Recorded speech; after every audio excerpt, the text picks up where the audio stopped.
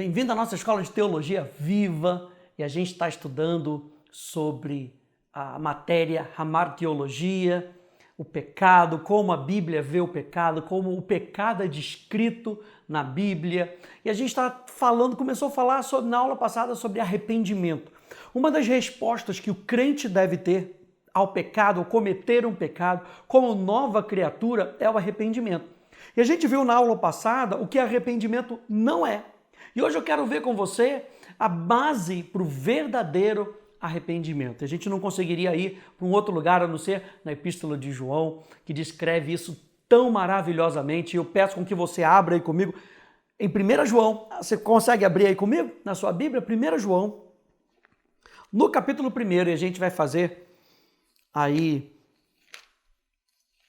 um estudo aqui em 1 João, capítulo 1, algo maravilhoso. E com a sua Bíblia aberta, deixa a sua Bíblia aberta aí, porque a gente vai ler esse capítulo inteiro.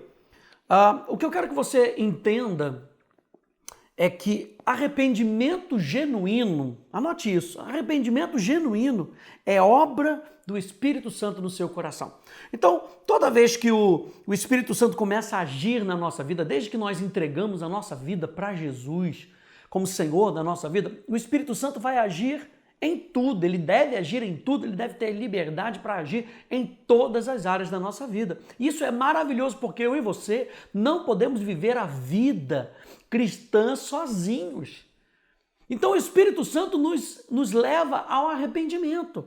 Aquilo que está fora de linha, fora do padrão que nós vemos em Cristo, que nós vemos na palavra de Deus, o Espírito Santo nos ajuda. E olha só, aqui em 1 João, capítulo 1, a primeira coisa que a gente vê que o apóstolo João nos traz é que João começa com um fundamento sólido.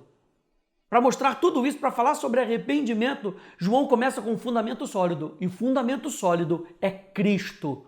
É a obra consumada de Jesus na cruz do Calvário. Aí diz no verso 1, ele diz assim: o que era desde o princípio, o que ouvimos, o que vimos com os nossos próprios olhos, o que contemplamos e as nossas mãos apalparam a respeito do verbo da vida. Ele está introduzindo essa sua epístola, mostrando nós temos um relacionamento, aquilo que nós vimos de Jesus, nós estamos trazendo aqui para vocês hoje. E a vida se manifestou.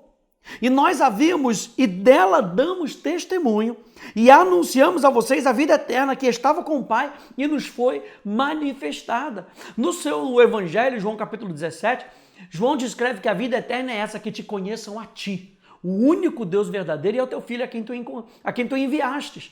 Ele está trazendo justamente o que ele falou nos seus evangelhos, no seu Evangelho, e trazendo isso para nós hoje. Olha só que interessante que ele faz um convite para entrarmos no relacionamento com o Pai e com o Filho. Depois de nos apresentar o Filho, ele é o verbo da vida, ele é aquele que estava com o Pai.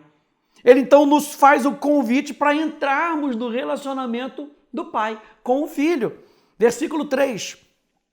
O que vimos e ouvimos e anunciamos também a vocês, para que também vocês tenham comunhão conosco. Ora, a nossa comunhão é com o Pai e com o seu Filho, Jesus Cristo. Olha só o que Morgan diz. Ele diz o seguinte: aqueles que têm comunhão uns com os outros são aqueles que compartilham os mesmos recursos e estão vinculados às mesmas responsabilidades. A ideia torna-se quase avassaladora quando é assim aplicada ao relacionamento que as almas crentes têm com o Pai e com o seu Filho Jesus Cristo. O Pai, seu Filho Jesus Cristo e todos os crentes têm todas as coisas em comum. Todos os recursos de cada um no relacionamento maravilhoso estão à disposição dos outros. Tal é a graça do nosso Deus e do seu Filho. O que ele está falando aqui? O que o apóstolo João está falando e o Morgan está corroborando é que tudo aquilo que Deus tem, ele nos fez coparticipante dessa nova natureza, como diz o apóstolo Pedro. Ou seja, tudo aquilo que nós precisamos está disponível dentro do relacionamento. Pegou isso?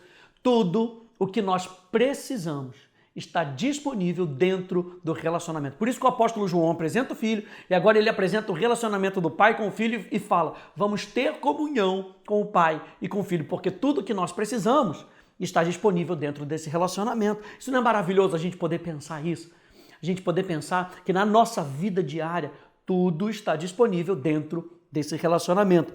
Então João fala do resultado desse relacionamento no versículo 4. No versículo 4 ele diz assim: e escrevemos essas coisas para que a nossa alegria seja completa. E aí nos próximos versos, João vai começar a falar sobre a resposta que o cristão deve dar ao pecado. Já colocando isso como fundamento, apresentando Jesus no seu relacionamento com o Pai, nos convidando a participar desse relacionamento, nos mostrando o resultado do relacionamento, que é a alegria. Eu e você podemos andar em alegria porque nós fazemos parte de um relacionamento com Deus. É importante então lembrar que o pecado é a quebra da comunhão com Deus. Pela sua declaração de independência e de autoridade que nós vimos nos capítulos anteriores dessa série. Quando a gente está falando do pecado, o pecado original de Adão, todo pecado, gente, ele visa um pouco dessa quebra de autoridade. O pecado original de Adão foi essa quebra de autoridade. Ele não quis mais estar debaixo da autoridade. Por isso, a gente vai falar isso mais lá na frente quando a gente fala sobre apostasia. Por isso o pecado de Adão não foi qualquer pecado. Ele não perdeu a sua posição porque foi qualquer pecado. Deliberadamente, ele abriu mão de ser governado por Deus para ser governado por aquilo que a serpente estava propondo para ele. Então, toda ponta de pecado na nossa vida nos leva a uma vida de independência. E é por isso que o pecado ele é tão ruim. Nós vimos então que a palavra iniquidade, que é a palavra avon, no hebraico, significa perversidade, algo torto, desfigurado, algo que não segue um caminho certo. Quando a gente pega a palavra pecado, a palavra het, é a palavra crime. E a raiz dela, ratá, fala de sair do caminho certo. O ser humano, após a queda, gente, anda por natureza em um caminho incerto. Falar que a pessoa nasceu e ela já nasce como um pecador, ela já nasce num caminho incerto. Quando a gente pega no grego a palavra hamartia, a palavra hamartia, que traduzida de maneira simples, significa errar o alvo. E nós já falamos isso, que o contexto bíblico da palavra hamartia não é só errar o alvo, não é só um erro comum. A palavra hamartia é a violação da lei e do padrão moral de Deus, ou seja, uma afronta ao caráter de Deus. É quando não alcançamos o objetivo que Deus tem para nós e abrimos mão da sua vontade para a nossa conduta. E você consegue ver que todo pecado que nós cometemos, mesmo na nova natureza, e nós já explicamos sobre isso, por causa da nossa carne, por causa das inclinações, dos nossos velhos hábitos, todos eles nos mostram uma pequena violação daquilo que Deus diz. Qualquer pecado que a gente vai cometer é uma pequena violação que nos leva ao objetivo final do pecado, que é a morte e a total independência de Deus. Olha só o que Charles Spurgeon diz. Ele diz: o pecado enlouquece os homens. Contra a sua razão, contra os seus melhores interesses, eles seguem aquilo o que sabem que os destruirá. Não é da natureza do pecado permanecer em um estado fixo. Como fruto em decomposição, ele fica cada vez mais podre. O homem que é mau hoje será pior amanhã. O pecado é um ladrão. Ele vai roubar sua alma da sua vida. Isso roubará a glória de Deus. O pecado é um assassino. Ele esfaqueou nosso pai Adão. Ele matou nossa pureza. O pecado é um traidor. Ele se rebela contra o rei do céu e da terra. Por isso que a gente está falando, lembra que a gente está falando de arrependimento. Mas é bom a gente dar uma checada novamente nesses padrões, porque qualquer pecado que a gente cometa, ele tem uma raiz que tenta nos levar para um propósito. Lembra que todo pecado que a gente cometa é um traidor. Vai dizer para você naquele momento, é gostoso. Vai dizer para você naquele momento, não aconteceu nada. Olha, você não morreu. Olha, não veio um raio na sua cabeça, mas é um traidor. O pecado tenta nos enganar. Os velhos hábitos tentam nos enganar. É por isso que Romanos, a gente viu nas últimas aulas, Romanos vai nos lembrar de uma vida vivida em Cristo, Romanos capítulo 8, e de uma vida vivida na carne. Nós não devemos viver uma vida na carne. Não devemos dar lugar à nossa carne, aquelas vontades e hábitos que nós tínhamos quando nós éramos ainda pecadores. Não, nós nascemos de novo. Quando a gente olha para a queda do homem, vamos voltar lá em Gênesis, quando a gente olha para a queda do homem, a gente vê o pecado dessa maneira na vida do homem. Veja que o respeito por autoridade dá lugar à rebelião. Uma consciência limpa dá lugar à culpa e vergonha. A bênção dá lugar à punição física, espiritual e eterna. Ver Deus como amigo com o que poderiam andar dá lugar a vê-lo como inimigo de quem deveriam se esconder. O amor dá lugar à indiferença e até ao ódio. Intimidade com Deus é substituída pela separação de Deus. Liberdade para obedecer a Deus dá lugar à escravidão do pecado. Honestidade dá lugar à mentira e ao engano. Autossacrifício dá lugar ao egocentrismo. Paz é substituída pelo desconforto e responsabilidade é substituída pela acusação. Presta atenção nisso. O pecado não é nosso amigo. O pecado, qualquer pecado cometido, não é apenas um erro. O pecado não é nosso amigo. O pecado é uma violação. Por menor que ele seja, ele é uma violação que vai tentar destruir a nossa vida. Onde é que Satanás tenta ganhar lugar na nossa vida? Sabe quando Jesus diz não deis lugar ao diabo? Onde é que Satanás vai tentar ganhar lugar na nossa vida? Ele vai tentar ganhar lugar na nossa vida na carne. Porque é na carne que ele vai incitar a nossa vida para que a gente peque. Para que a gente saia do lugar, para que a gente saia do alvo, para que a gente ande num caminho incerto. E com isso vem todas essas coisas ruins. Mas nós estamos lendo em 1 João, nós estamos falando sobre arrependimento. E a primeira coisa, aqui no capítulo 5, a partir do versículo 5, a primeira coisa que João faz é comparar a natureza de Deus com a natureza do pecado.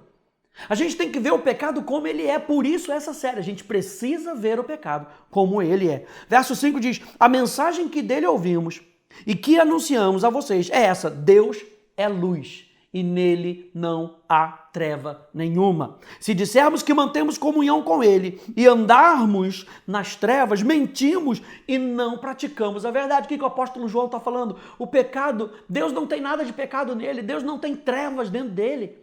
Então é bom a gente classificar o que é pecado para que a gente possa olhar para Deus e ver, Deus é luz. Olha só o que o comentário de Clark diz, ele diz a luz é a mais pura, a mais sutil, a mais útil e a mais difusa de todas as criaturas de Deus. É, portanto, um emblema muito apropriado da pureza, perfeição e bondade da natureza divina. Quando a gente olha para o sumo sacerdote, a gente via que quando o sumo sacerdote queria buscar a Deus, ele usava duas pedras, chamadas Urim e Tumim, que ele carregava no seu peito, que era chamado peitoral do juízo. O que é esse juízo? Uma declaração de Deus. Era o peitoral onde eles declaravam, Deus vai falar, e ele vai falar através de nós, e nós vamos consultar através desses artifícios, é o que eles tinham. Era o que Deus tinha deixado para eles. Eles usavam isso para conhecer a vontade de Deus. E olha só que interessante, Urim significa luzes, e Purim significa perfeições. Isso aponta para revelação e verdade. Toda vez que nós formos consultar a Deus, o que ele vai nos mostrar? Perfeição, vontade dele, revelação. O que ele vai nos mostrar? A verdade. Porque Deus é luz, Deus é a verdade, Deus é luz. E não há como andarmos com Deus na prática contínua do pecado. E aqui a gente fala muito isso, gente. Não há como a gente andar com Deus e a gente continuar na prática do pecado. Olha aí, agora o verso 7. Depois disso, João nos lembra da bênção de nós andarmos na luz, de nós andarmos na revelação, na vontade de Deus. Se andarmos na luz, como Ele está na luz, mantemos comunhão uns com os outros e o sangue de Jesus, o seu Filho, nos purifica de todo o pecado. Quando o sangue de Jesus nos purifica de todo o pecado? Quando nós andamos com Ele. Ou seja, se você continua andando com Deus, você sabe que o sangue de Jesus te purifica de todo o pecado. Ele não está falando sobre um afastamento da pessoa de Deus. Ele está falando de comunhão. Lembra que a gente falou lá no início que nós podemos ter comunhão com Deus, assim como o Filho e o Pai têm comunhão com Deus. E João nos convida a participar dessa comunhão. Se nós continuamente andarmos na luz, a gente sabe que o sangue de Jesus nos purifica de todo pecado. Andar na luz significa que nós andamos com Deus.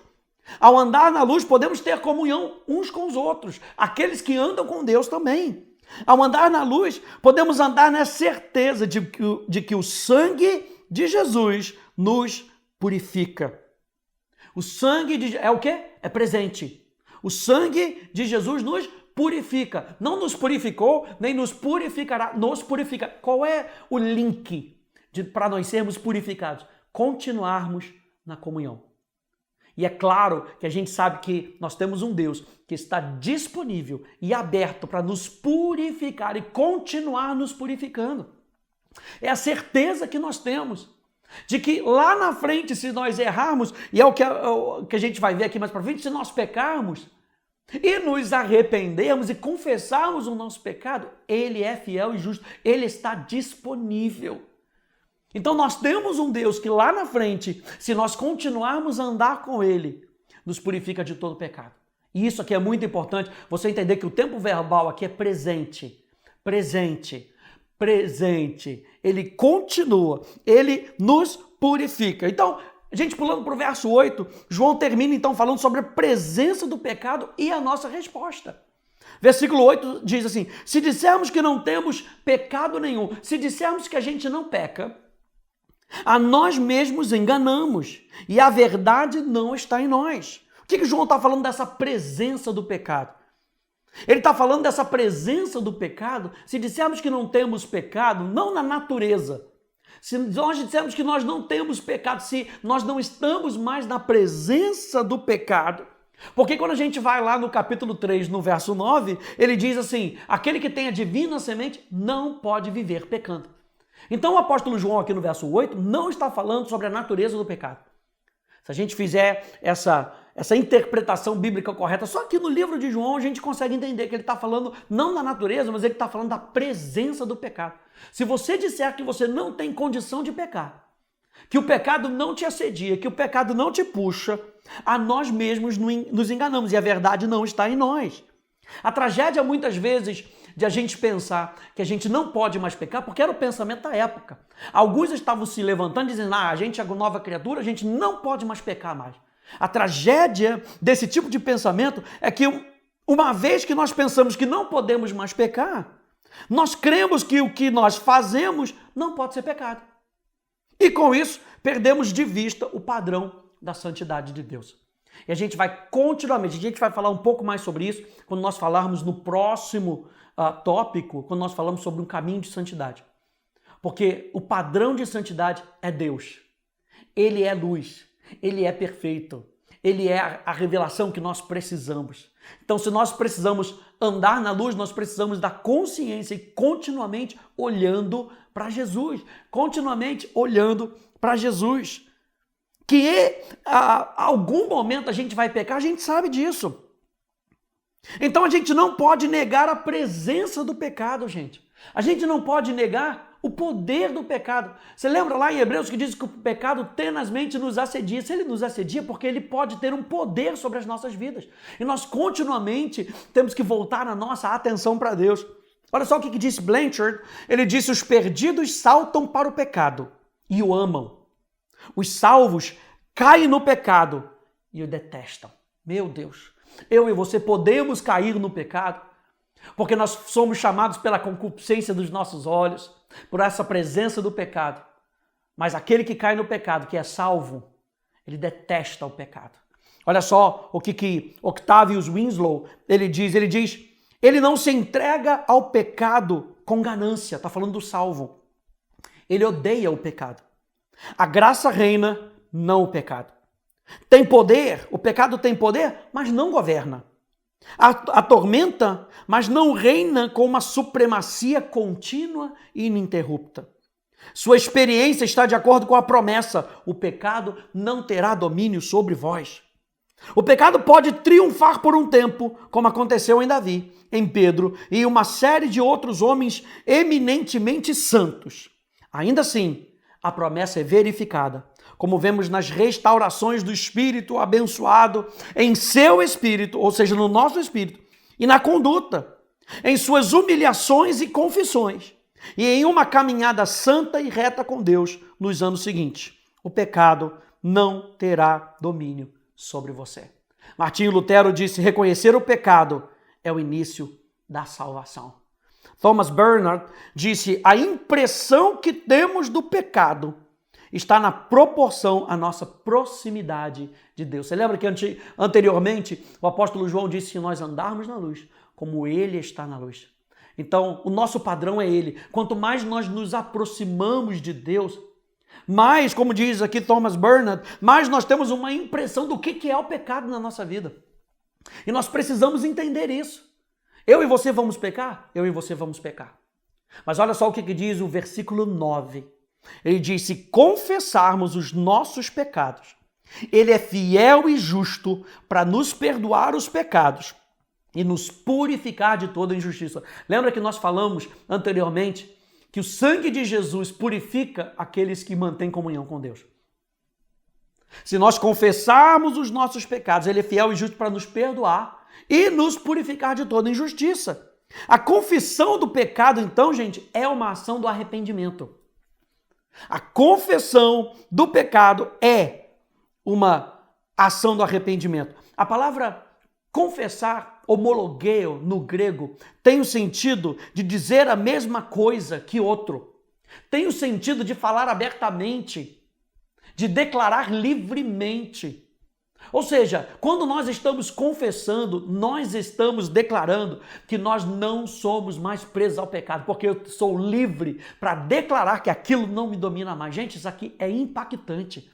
Tem pessoas dizendo que não é mais preciso confessar, não é mais preciso declarar aquilo com relação ao pecado, é só você mudar, só você mudar. E a palavra confessar, homologueio, ela tem a ver com arrependimento. Arrependimento, mudança de mentalidade e mudança de ação. Mas a confissão, gente, é uma confissão de liberdade. Quando você confessa o seu pecado para Deus, você está dizendo: Deus, eu não concordo com isso. Aqui está o meu coração e eu estou falando abertamente, eu estou declarando livremente, eu sou livre disso. Eu me baseio na tua justiça, eu dependo da tua justiça, está aqui o meu coração arrependido, o que eu quero é viver contigo e viver para ti. Se confessarmos os nossos pecados, gente, não é a confissão do pecado que nos garante o perdão do pecado. Presta atenção nisso. Não é a confissão, porque eu confessei, eu estou perdoado. Não. Assim como não é o batismo que nos salva. Confessamos o pecado porque conhecemos um Deus perdoador. O que nos dá o direito ao perdão que ele já declarou que ele tem para nós é o arrependimento. E a confissão, ela é uma manifestação do arrependimento. Então nós confessamos porque nós conhecemos um Deus perdoador. Portanto, gente, no arrependimento, inevitavelmente, temos que olhar para Cristo e não somente para nós, sabendo que nós podemos nos achegar e nos aproximar, como diz Hebreus capítulo 4, no verso 16, nos aproximar do trono da graça com confiança, a fim de recebermos misericórdia e encontrarmos graça para ajuda em tempo oportuno. A gente entende que esse tempo oportuno, ele é o tempo onde nós não precisamos pecar.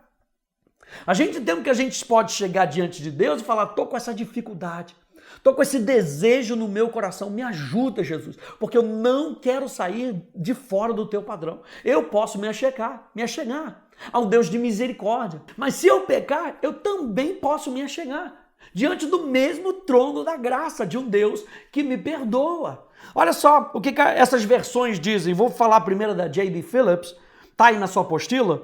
Diz: aproximemo-nos, pois, do trono da graça com toda a confiança, a fim de recebermos misericórdia por nossas falhas e graça para socorro na hora da necessidade. A Contemporary English Version diz assim: então, sempre que estivermos em necessidade, devemos vir corajosamente diante do trono do nosso Deus misericordioso. Lá seremos tratados com bondade imerecida e encontraremos ajuda. Na tradução da Paixão diz assim: então agora nos aproximamos livre e corajosamente de onde a graça é entronizada, para receber o beijo da misericórdia e descobrir a graça de que precisamos urgentemente para nos fortalecer em nosso tempo de fraqueza. A mensagem diz assim: agora que sabemos o que temos, Jesus, esse grande sumo sacerdote com pronto acesso a Deus, não vamos deixar escapar por entre os nossos dedos. Não temos um sacerdote que está fora de contato com a nossa realidade. Ele passou por fraquezas e testes, experimentou tudo menos o pecado. Então, vamos até ele pegar o que ele está tão pronto para dar. Tome a misericórdia, aceite a ajuda. E eu acho que é interessante isso, porque quando você olha para um versículo como esse, em traduções como esse, você sabe que você tem um Deus disponível a te perdoar. E preste atenção nisso. Só chega perto do trono da graça quem é arrependido. Por quê? Porque Deus dá graça ao humilde.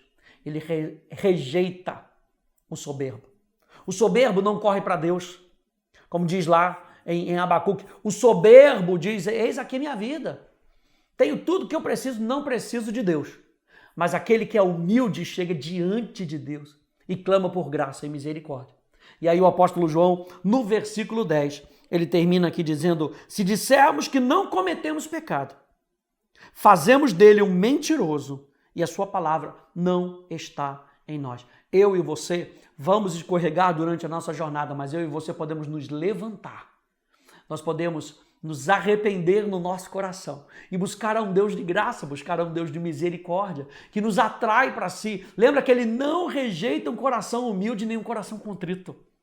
O coração humilde, o coração contrito, o coração em arrependimento sempre vai encontrar um Deus de graça e um Deus perdoador.